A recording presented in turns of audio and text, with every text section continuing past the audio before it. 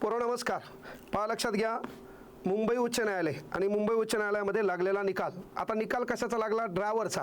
तुम्हाला माहिती आहे 20 मार्काचा पेपर होता आणि त्यामध्ये रिझल्ट गेला आहे 17 आणि 16 मार्कावर. म्हणजे साधी गोष्ट समजू नका आणि कुठलाही रिझल्ट इझी गोईंग घेऊ नका. आता तुमच्या मागं ड्रायव्हिंग टेस्ट आहे, तिला 10 मार्क आहेत आणि लेखी पेपर होता 20 मार्काचा. बब्या इकडं पाय, याच्यामध्ये एक गोष्ट क्लिअर करा, कट ऑफ मार्क 17 आहेत. आता 17 मार्क जर विचारलं तुम्हाला तर संभाजीनगर या ठिकाणी जे उच्च न्यायालयाचं खंडपीठ आहे त्या ठिकाणचा निकाल गेला किती मार्कावर? तर त्या ठिकाणचा निकाल गेला बाळा 17 मार्कावर. आणि मग मुंबई आणि नागपूर या दोघांचा रिझल्ट गेलाय 16 मार्कावर. आता मी जे बोलतो त्याच्याकडे जर असं तू लक्ष दिलं तर ताण घ्यायची गरज पडणार नाही. मुंबई उच्च न्यायालयामध्ये 3 पदासाठी भरती झाली होती. यामध्ये बाळा एक होती लिपिक, एक होती शिपाई आणि त्यानंतर एक होती जिचं नाव आहे चालक. आता चालकमध्ये काय झालं बाबा? तर चालकमध्ये तुम्हाला माहिती आहे नागपूर आणि चालकमध्ये छत्रपती संभाजीनगर ह्या दोघांचा निकाल सारख्या मार्कावर लागला. मग दोघांचा निकाल सारख्या मार्कावर किती लागला? तर 17 मार्कावर. आणि मुंबई उच्च न्यायालयाअंतर्गत येणारी जे चालक भरती आहे त्याचा निकाल लागला 16 गुणावर. म्हणजे जर आपण विचार केला तर 20 मार्कापैकी 17 गुण आणि 20 मार्कापैकी 16 गुण, तर याचा अर्थ काय होतो? 100 पैकी किती असा प्रश्न जर विचारला तर 20 पैकी 16, 100 पैकी काय?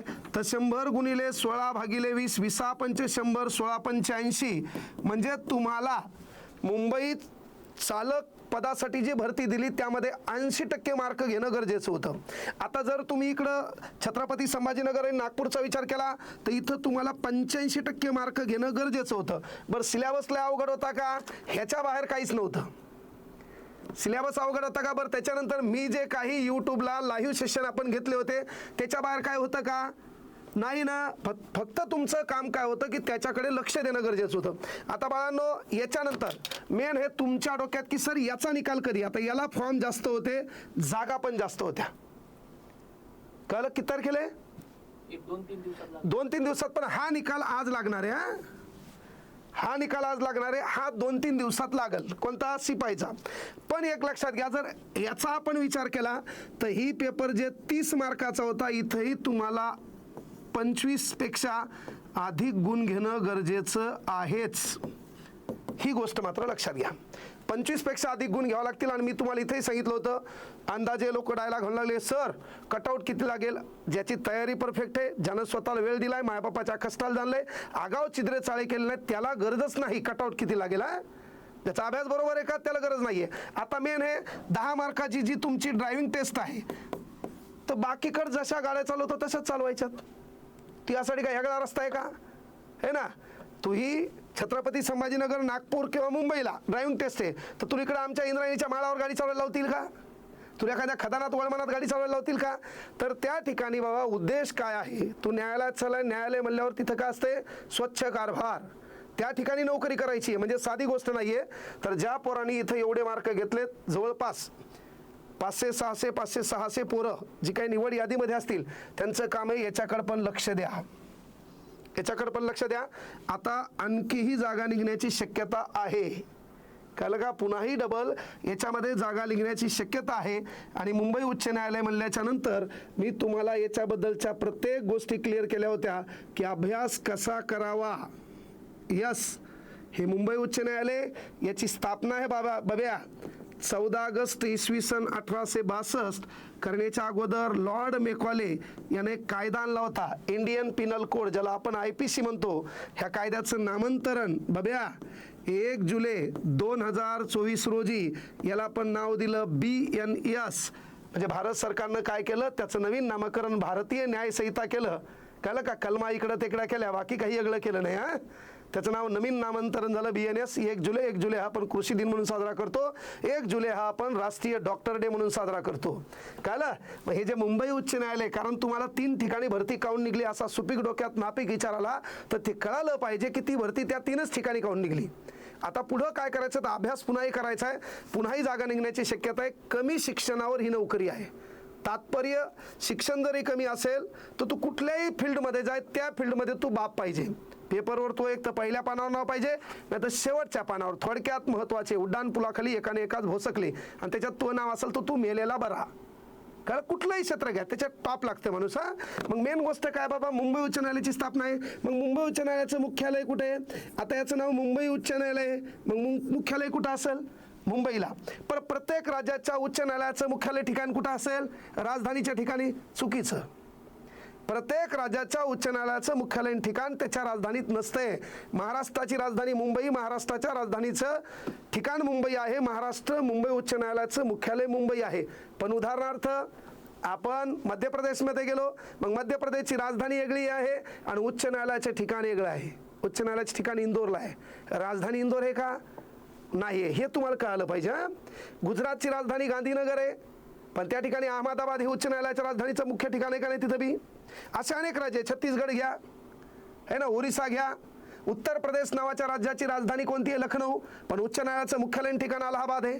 म्हणजे हेही तुम्हाला माहीत असलं पाहिजे. तर बाबा मुंबई, मग मुंबई उच्च न्यायालयाचे पहिले मुख्य न्यायाधीश कोण? सर मॅथ्यू स्वास.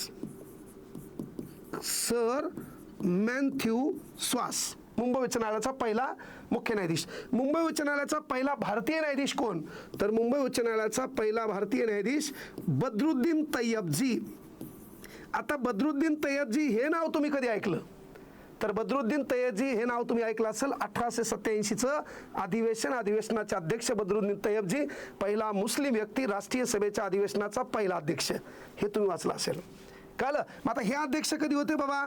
तर 1800 लक्षात घ्या 92 ते 95च्या कालखंडामध्ये. आता मुंबई उच्च न्यायालय म्हणजे भारत स्वतंत्र झाला. मग स्वतंत्र झाल्यावर मुंबई उच्च न्यायालयाचा पहिला मुख्य न्यायाधीश कोण? MC छगला. MC छगला. आता बाब्या मी तुला विचारलं MC छगला हे नाव तू कुठं वाचलं? तर MC छगला हे नाव तो वाचलं असेल राज्यघटनेचा भाग क्रमांक 4 राज्याच्या ध्येय धोरणाची मार्गदर्शक तत्वे, त्यामध्ये MC छगलाचं म्हणणं आहे राज्यघटनेच्या भाग क्रमांक 4 मधील तरतुदीचं या भारतातल्या प्रत्येक राज्याने पालन केलं तर भारत हा पृथ्वीवरील स्वर्ग बनेल. That's call MC छगला. अभ्यास हा डिटेल लागतो. आपला तवा गरम असेल चपाती कधी वाजता येते? तवा गरम नसेल तर चूल धुपती, आणि चूल धुपायल्यावर गावाकडे शब्द आपल्याला चूल फुकायला फुकणी लागती, ती लवकर सापडत नसती. हे कुटाणे होतात कारण ती फक्त भांडणाच्या टायमालाच लवकर सापडती. गावाकडले कुटाणे माहीत असतील तुला. MC छगला.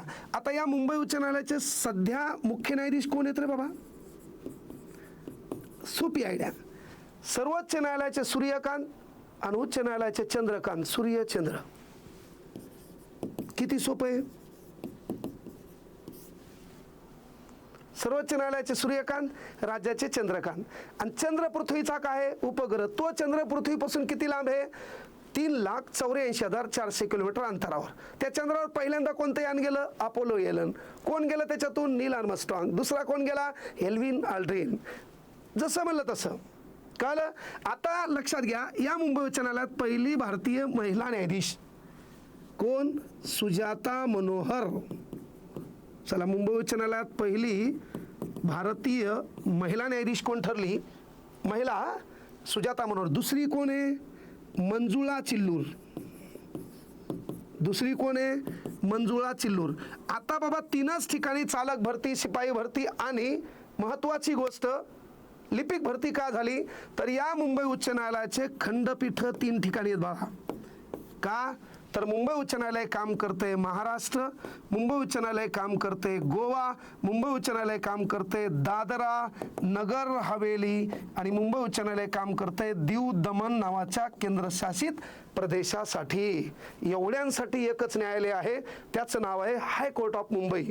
म्हणून याचे खंडपीठ आहेत महाराष्ट्रामध्ये प्रमुख 2 ठिकाणी. एक विदर्भात आहे, विदर्भातल्या खंडपीठाचं नाव आहे नागपूर, म्हणून नागपूरमध्ये भरती होती. मराठवाड्यामध्ये खंडपीठ आहे छत्रपती संभाजीनगर, म्हणून इथं काय होती? भरती होती. आणि या एवढ्यांसाठी एक आहे, त्या खंडपीठाचं नाव गोवा राज्याची राजधानी पणजी. कळलं? म्हणून या ठिकाणी भरती झाली होती. एक मुख्यालय मुंबई, खंडपीठ नागपूर, खंडपीठ छत्रपती संभाजीनगर आणि म्हणून 3 पदांची भरती झाली. तर या 3 पदांचा जो भरतीचा निकाल आहे त्यापैकी आपण सांगितले बाबा चालक पदाचा निकाल लागला 16 मार्कावर आणि 17 मार्क नागपूर, छत्रपती संभाजीनगर, मुंबई 16.